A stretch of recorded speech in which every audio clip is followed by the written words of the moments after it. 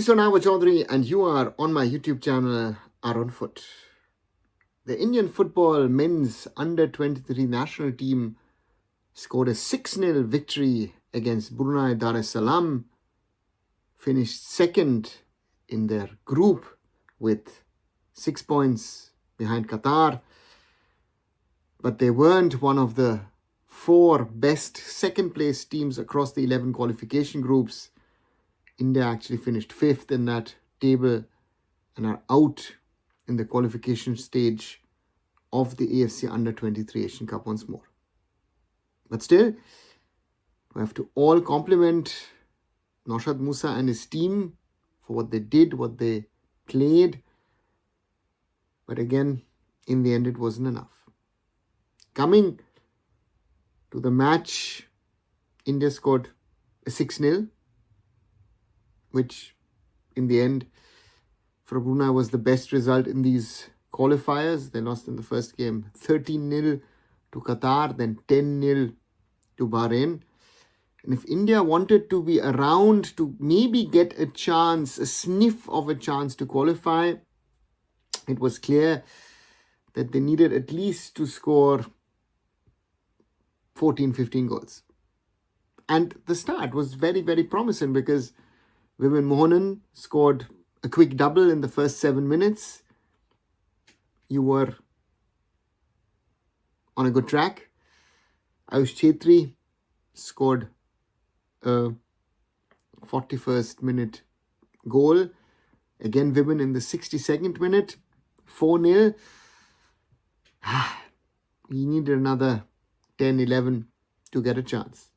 Mohammad Ayman scored 2 scorchers towards the end in the 87th and 97th minute. And that 6-0 was a clear-cut result.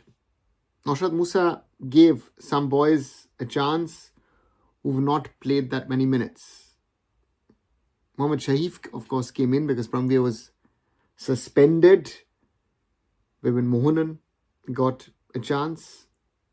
Ayush Chaudhuri,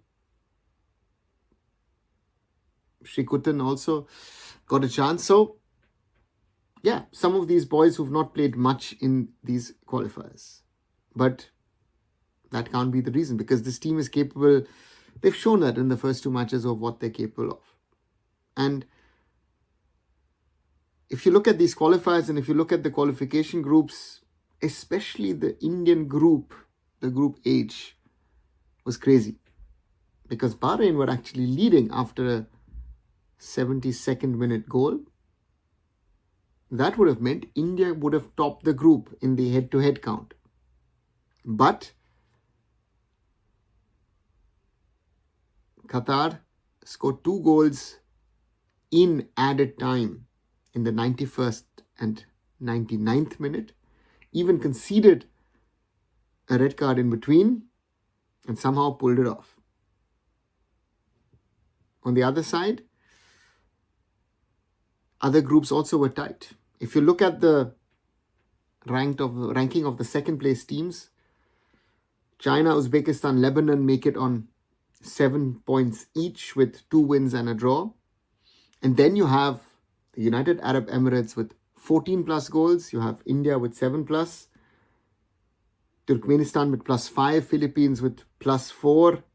And Yemen with +1. All of them 2 wins and a loss. So 8 more goals and India could have leapfrogged the UAE, or we go back again to that Qatar game and the penalty, which was not a penalty. Maybe we also have to go back to overall the squad because Mohun Bagan did not release the players. And if I add up all these points, then once more the credit for Naushad, Moosa and his team is even higher. They've given us some hope. And now it is for these boys to work hard to push other players out of starting 11s and get opportunities to play in the ISL or I-League or wherever they play. Because, yes, there is potential. but that potential has to be built on. We've talked a lot about Mohamed Suhail and his goals. But for me, the standout player in this team was Captain Bikash Jungnam. He does play regularly in the ISL. He was playing at Chennai FC. He's been playing at the Kerala Blasters. And as I say, the others have to also do that. Naushad and his coaching team of Noel Wilson and Gumpe Rime had prepared the team well, had strategies, had plans, had ideas, and tried to play football. But in the end, it just wasn't enough. But again, it is something to build on. And we can be proud of these boys. But once again, there will be no Indian representation in the AFC U23 Asian Cup next year. What do you guys think? Do you agree? Do you disagree with me? You've got something else to add? Write those things down in the comments below. And as always, like, share and subscribe Arunfoot here on YouTube. Visit my other social medias. Visit arunfoot.com. And I'll be back very soon. So Arunava Chaudhuri signing off. Bye for now.